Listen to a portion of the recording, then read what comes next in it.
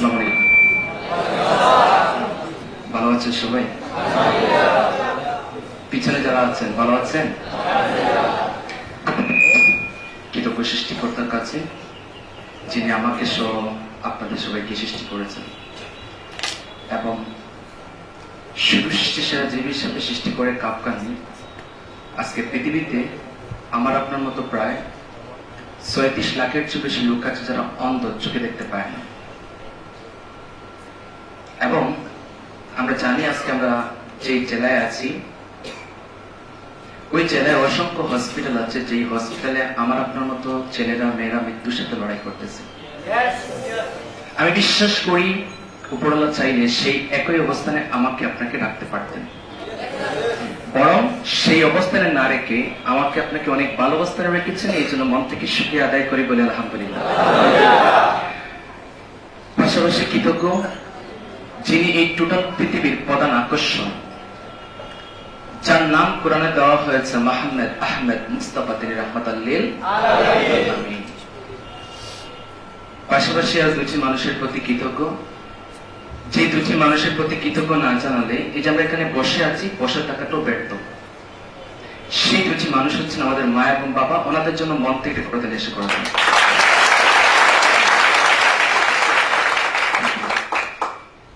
পাশাপাশি তাদের প্রতি কৃতজ্ঞ যারা আমাদের শিক্ষার আলো দিয়ে বড় করেছে, আমাদের শিক্ষকদের প্রতি কৃতজ্ঞ এবং ওনাদের জন্য মন থেকে প্রদান এসে করেছেন। পাশাপাশি কৃতজ্ঞ সেই মানুষগুলোর প্রতি, সেই মানুষগুলো আজকে আপনাকে এই ক্লাসে অংশগ্রহণ করার সুযোগ করে দিয়েছে। কেন? তাদের প্রতি সবসময় আমার কৃতজ্ঞতা খুবই বেশি কাজ করে।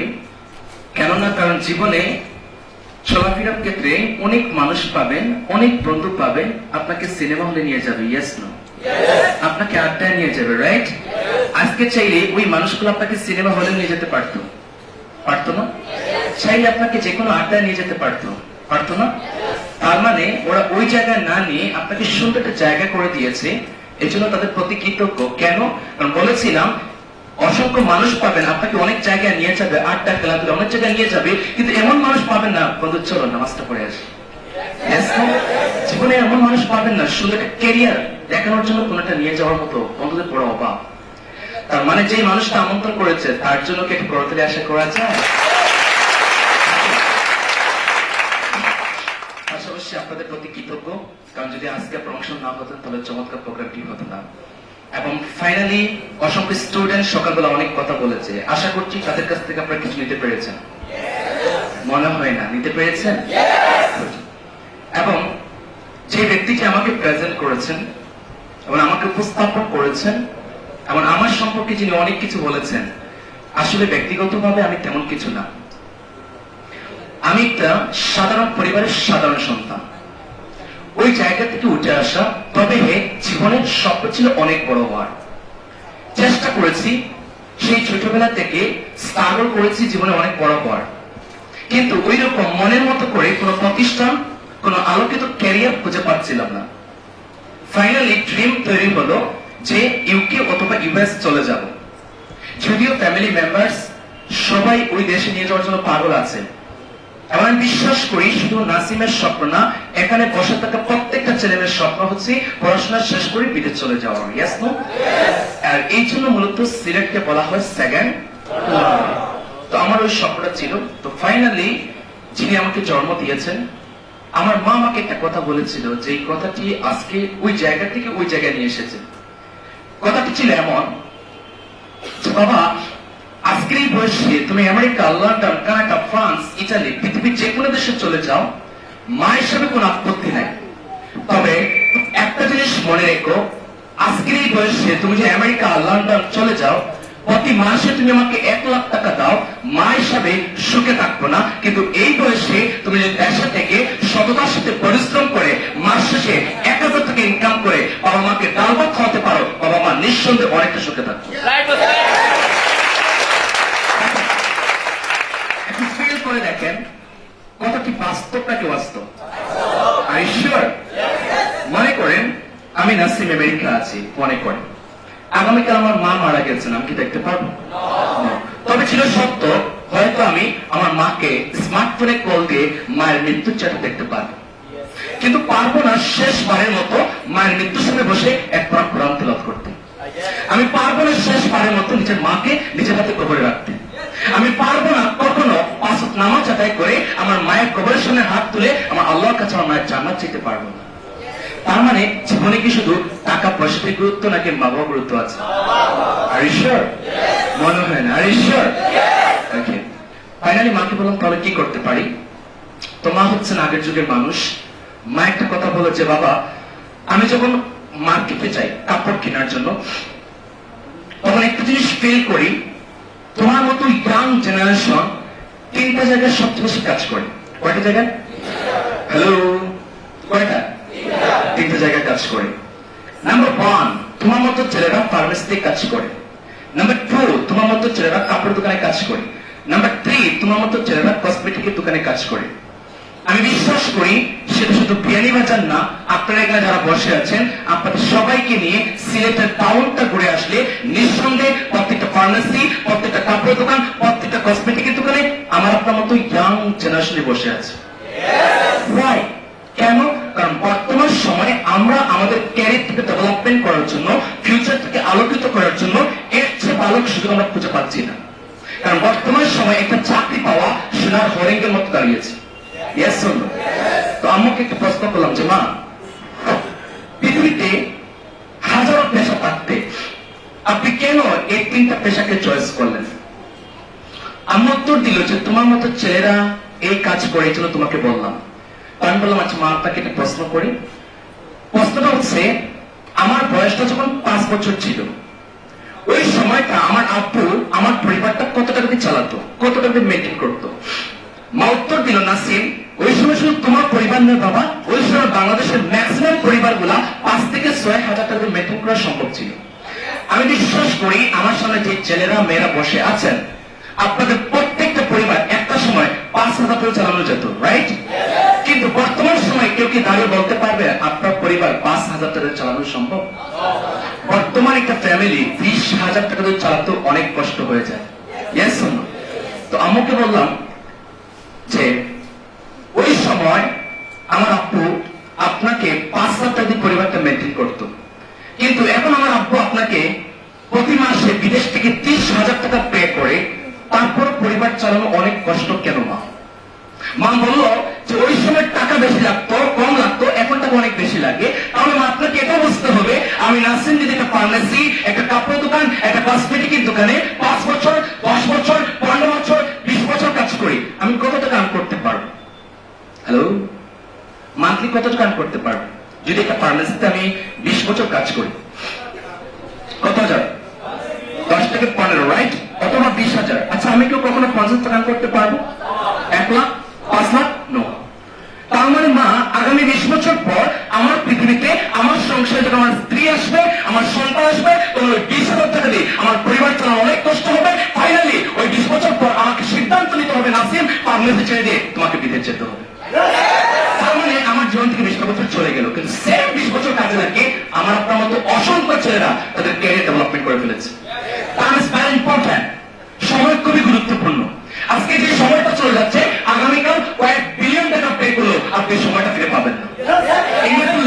Your choice or life, your life, your choice. আপনার চয়েসটা ভালো হবে, জীবন ভালো হবে, আর চয়েস খারাপ হবে, জীবন খারাপ হবে, নো ডাউট অ্যাবাউট ইট। আমি বিশ্বাস করি আমি নাসিম 5 ওয়াক্ত নামাজ পড়ি, আমি বিশ্বাস করি আমি নাসিম 5 ওয়াক্ত নামাজ পড়ি, আমি কখনো নেশা করি না, কিন্তু আমি নাসিম এটা বিশ্বাস করতে হবে আগামী 3 মাস যদি আমি নেশা করে সাথে মিশি, ওই 3 মাসের পরে আমি নামাজ ছেড়ে নেশা জগতে চলে যাবো। আমি বিশ্বাস করি আমি নাসিম নামাজ পড়ি না, আমি নেশা করি, আমাকে এটাও স্বীকার করে নিতে হবে আগামী 3 মাস যদি আমি একজন নেশা করে সাথে না মিশে, 5 ওয়াক্ত নামাজের সাথে মিশি, ইমানদারের সাথে মিশি, ওই 3 মাসের পরে নেশা জগৎ ছেড়ে দিয়ে 5 ওয়াক্ত নামাজের জগতে চলে যাবো।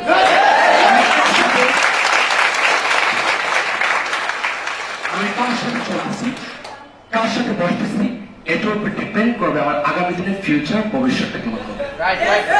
তখনই মা বললো তাহলে তুমি কি করতে চাও? তখন বললাম নিজের পায়ে দাঁড়াতে চাই। তখন মা বলে আচ্ছা ঠিক আছে, তোমার ভাইয়ের সাথে যোগাযোগ করো, মামার সাথে যোগাযোগ করো, তুমি কি করতে পারো। তো ফাইনালি যারা আমেরিকা আছে কল দিলাম, ভাইকে কল দিলাম, ভাই কল ধরে নেয়, মামাকে কল দিলাম। তখন উনি নিউ টাইম স্কোয়ারের পাশে ড্রাইভিং গেছিল। তুমি বলো আমাদের স্বপ্ন ছিল তুমি পরিবারে বড় ছিল, তোমাকে আইএলটিএস করে ইউরোপ আমেরিকা নিয়ে আসবো। কিন্তু যদিও আমাদের আপুর স্বপ্ন তুমি দেশে থেকে কিছু করার, তাহলে একটা কাজ করতে পারো। আপনাদের এখানে আত্মীয় স্বজন আমেরিকান নিউ ইয়র্ক এবং মিশিগান আছে না? ছিলেন তো দুইটা সিটি, নিউ ইয়র্ক এবং মিশিগান। ওকে, একটু জানবেন আমেরিকার অর্থনৈতিক ডেভেলপমেন্ট হওয়ার পিছনে সবচেয়ে গ্রেট ভূমিকা যে সিস্টেমটি রেখেছে, ওই সিস্টেমের নাম হচ্ছে ডিরেক্ট সেলিং বিজনেস সিস্টেম। কি বিজনেস? একটু কথা বলেন, কি বিজনেস? ভাইয়া আর দিবেন না লোক, আমি কথা বলতে পারবো না, পিছনে রাখেন আর নাহলে গেট অফ করে দেন। Time is over, please disturb করবেন না। ওকে, নিউ ইয়র্ক এবং মিশিগান দুইটা সিটির মধ্যে সবচেয়ে আকর্ষণ মানুষের ছিল দুইটা, একটা সিস্টেমের প্রতি। বিজনেসের নাম কি? Direct selling business system. ওরা বলেছিল এরকম বিজনেস বাংলাদেশে অনেক আছে, তুমি একটা ভালো ব্যবসা খুঁজে তুমি স্টার্ট করতে পারো। তো বাংলাদেশ হচ্ছে 1 নম্বর 2 নম্বর 6 নম্বর দেশের দেশ। তো এই দেশে কোনো কোম্পানির উপর বিশ্বাস আস্থা রাখা যায় না। তো অনেক চেষ্টা করেছি 2017 সালে, মনের মতো করে কোনো কোম্পানি পাই নাই। তবে 2018 সালে আমার জীবনে একটা অ্যাক্সিডেন্ট হয় পার্সোনাল লাইফে। ওই অ্যাক্সিডেন্টের মুহূর্তে খারাপ সময় এটিএস প্ল্যাটফর্মের সন্ধান আমি পেয়েছিলাম।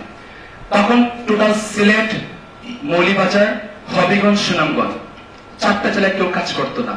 তখন আমার বয়সটা ছিল 18 বছর, আমি ইন্টার ফার্স্ট ইয়ার। বয়স কত? 18 বছর। যেই সময়টা আমরা খেলাধুলা করি, মেয়েদের পিছনে আড্ডা দিই, সেই সময়টা এই প্রতিষ্ঠানে আমি পা রাখি এবং সিদ্ধান্ত নিলাম এই অল্প বয়সে কিছু করব।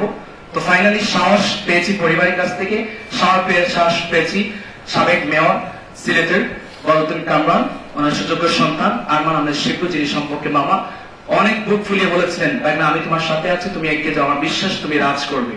তো এই বিশ্বাসটুকু নিয়ে আলহামদুলিল্লাহ পা রাখি। আল্লাহর কাছে লাখ কোটি শুকরিয়া। কেন জানি না ভিতরে মনে হচ্ছে লাখ কোটি বলে কম হয়ে যাচ্ছে।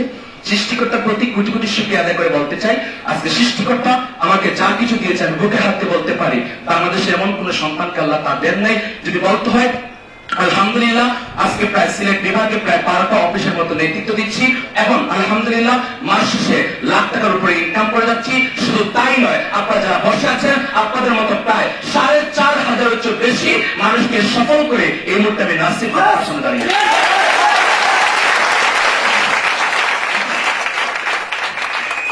এখানে যারা বসে আছেন আপনারা কোনো না কোনো গ্রাম থেকে, কোনো না কোনো শহর থেকে এসেছেন। ইয়েস তো? দেখেন আপনি যে গ্রাম থেকে এসেছেন, আমার কথা কি বুঝতে পারছেন? শিওর? ওকে, আপনি যে গ্রাম থেকে এসেছেন ওই গ্রামের সফল মানুষ আছে, আছে না?